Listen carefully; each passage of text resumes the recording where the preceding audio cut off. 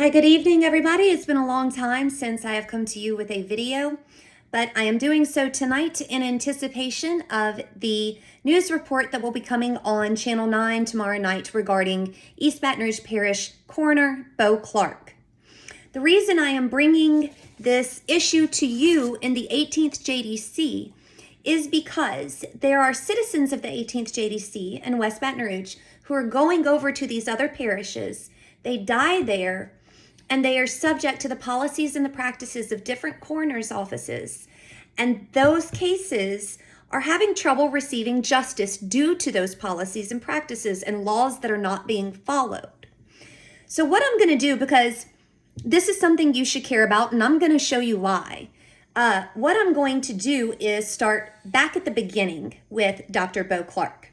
Now, KATC did a story on Dr. Beau Clark back in 2019 and how there is rampant illegal cremation of homicide victims.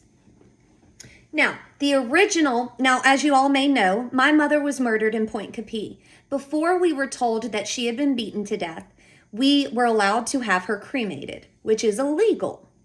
I'll show you right here in the KATC story where Jim Hummel from Lafayette won a John Corbel Award, and he also won a local Emmy for his reporting on this story. Right here is listed the law concerning cremating homicide victims. Let's see. If the cremation of a body is requested, the funeral director shall immediately notify the coroner who has jurisdiction in the death. If, after the necessary investigation, the coroner is satisfied that there are no suspicious circumstances surrounding the death, he shall issue a permit for cremation. Shall is a compulsory word. That means he has to. If the investigation reveals suspicious circumstances or the reasonable probability of the commission of a crime, the coroner shall deny the permit. This is a valid law that was on the books. The reason I don't have justice in my mother's death is because we cremated the only evidence illegally. When Dr. Beau Clark was confronted with this story by Jim Hummel, Dr. Clark's response was that he would get an opinion from AG Jeff Landry. That never happened. So right here, it says, Dr. Beau Clark says, "It is my intention as the president of the Louisiana State Coroners Association and the EBR coroner to get a directed attorney general's opinion on this matter. Once I have received this opinion and reviewed it, I will be happy to discuss this further." Not that Jeff Landry is going to do a thing about anything, right? Beau Clark never got that opinion from Jeff Landry. Instead, what Beau Clark and the Coroners Association did was approach a Baton Rouge lawmaker. They approached Franklin Foyle, a senator from Baton Rouge, and asked him to propose legislation to change the state law. This is what they amended it to. It says right here, you probably can't read, but I'm going to attach all this at the bottom, don't worry. If the investigation reveals suspicious circumstances or the reasonable probability of the commission of a crime, the coroner shall deny the permit. And here's where this is new. After completion of the coroner's investigation, he shall issue a permit for cremation. So what's new in here is the coroner's investigation being a excuse to not follow the law. Or really, they changed the law. And the thing about that, for me, is it's sneaky, to say the very, very least. It was a move to avoid prosecution, a move to change the law to match what they wanted to do, rather than changing their behavior to match the law. Now, let me ask you, if I go out and I get a DUI tonight, can I just go and change the blood alcohol levels that are legal and get out of getting that DUI? No. Can you? No. Did they? That's what they just did. That's what they did, changing the law to match their illegal behavior. So it won't be illegal anymore. What do we call that? So now, we now have the addition of this coroner's investigation into the law. So let's talk about that. We're going to talk about the coroner's investigation, and we are going to talk about 3 different victims. And again, I want to remind you guys, this matters in the 18th JDC because there have been many victims who have gone over in these other parishes. And again, due to these policies that I'm about to bring up with you, are not getting justice. So we're going to talk about our 3 victims, besides just my mom. Dylan McClendon, Joa Ross, and Daryl McCray. Joa Ross, let me pull him up. So I'd like to give you the date, January 6th of 2020. Joa Ross was found dead in his home. Detectives said he died of an accidental drug overdose. Officials with the coroner's office told the newspaper that drugs were found in the room where Ross died, but it is unclear what kind of drugs or perhaps just paraphernalia was found. Joa Ross's body was sent directly to the funeral home without an autopsy. Funeral workers discovered the gunshot wound, not an overdose. They assumed that Joa Ross had overdosed and sent his body to the funeral home. Non-public workers discovered the gunshot wounds, and they notified the East Baton Rouge Coroner's Office for an autopsy. Turns out that Joa Ross had been shot. He did not overdose. There was no fatal level of drugs, any type of drugs, in his system. He was shot to death.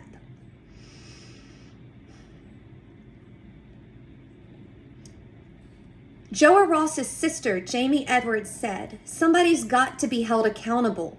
That one mistake could be what turns this into a cold case while my brother's killer goes free."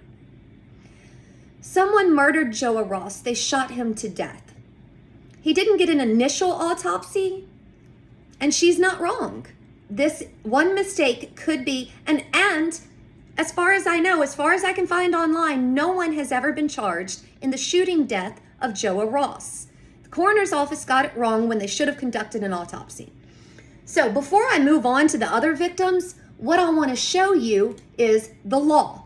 So this is the law regarding autopsies. This is Louisiana Revised Statute 135713. Okay, I know you probably can't see, but whatever, I'll link it. Duties, autopsies, and investigations. The coroner shall either view the body or make an investigation into the cause and manner of death in all cases involving the following.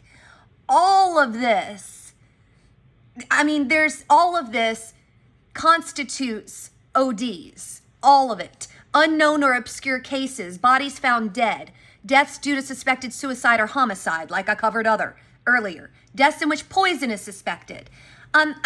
This is very clear that the law requires an autopsy even when it is a suspected overdose. Okay, so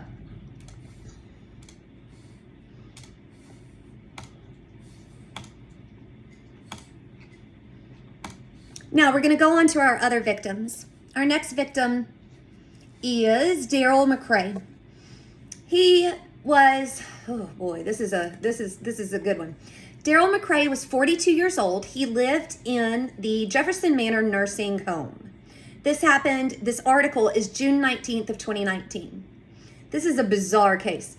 So, Daryl McCray had been involved in a shooting, and that is why he was living in the nursing home. He was recovering, he was doing well. His body was found in the nursing home.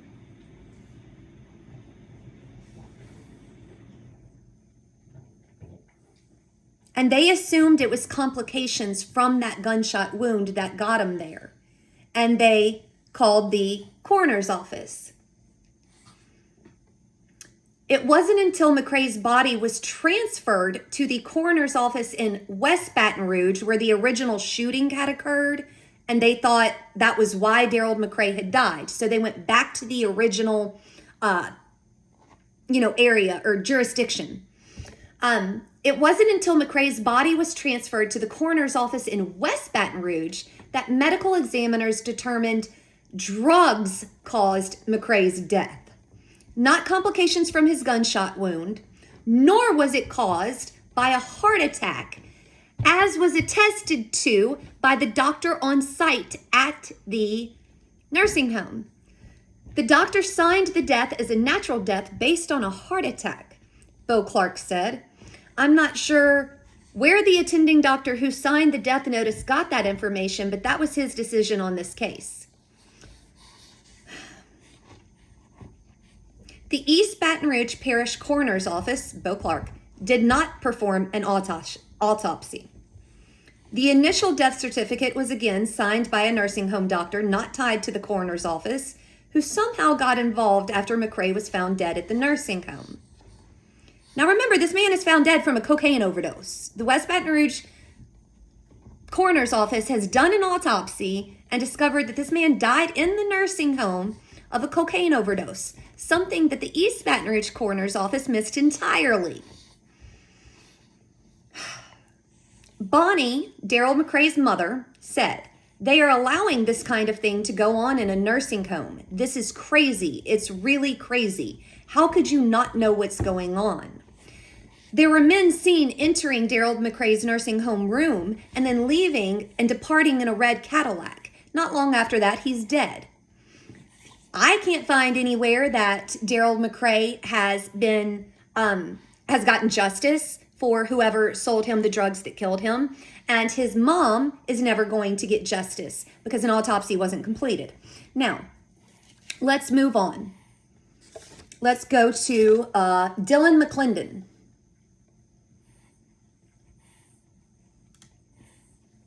Oh, that's the one that I accidentally took down. Oh, here we go. Dylan McClendon. So, Dylan McClendon was in let me give you the date first. September 19th, 2022. Dylan McClendon lived in a halfway house in Antioch Boulevard. He and his buddies went out and bought some illicit substances, and Dylan McClendon overdosed.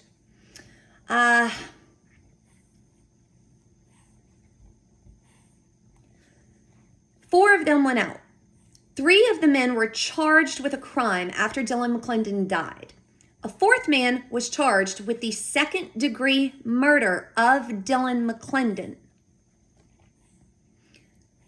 No autopsy was done for Dylan McClendon ever. The mom says, "We don't really know how he died. Because of all the conflicting stories, because of everyone involved, nobody was on the same page. Aber thinks results from a legally required autopsy would have helped her family get answers about which drugs were in his system that night, what he was exposed to, and what could have gone on." Aber believes officials with the East Baton Rouge Coroner's Office violated that law because an autopsy was never performed. Now, we are left with Joa Ross, who is never going to get justice, his family who's never going to get justice, Daryl McCrae, who's never going to get justice, his mom, his dad, his brother, his family, never going to get justice. Dylan McClendon family, they will never get justice. He will never get justice. Due to the lack of autopsies on overdose patients. Now, let me show you this. I've already shown you that it is the law to do an autopsy on an overdose patient. You don't just take tox. A lot of them will just take toxicology and not do the autopsy. And we'll get to the reasons why for that in a minute. But I want to show you what malfeasance in office is. It's already clear that the law is in place stating an overdose victim must have an autopsy. Malfeasance in office is committed when any public officer or public employee shall intentionally refuse or fail to perform any duty lawfully required of him, knowingly permit any other public officer or public employee under his authority to intentionally refuse or fail to perform any duty lawfully required of him. We have already shown that an autopsy in overdose cases is legally required.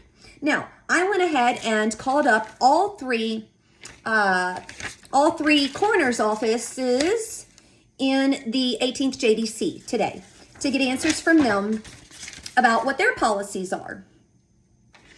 I said, what is your policy for conducting autopsies and cremations on OD victims? I called the Iberville Coroner's Department.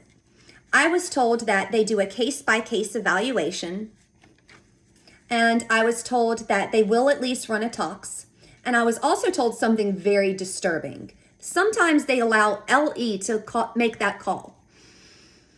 Law enforcement should never be making the call that an MD should make. A JD is not an MD, is not a cop.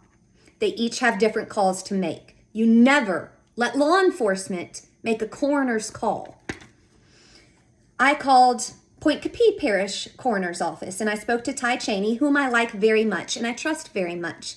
Ty Cheney is an individual with integrity.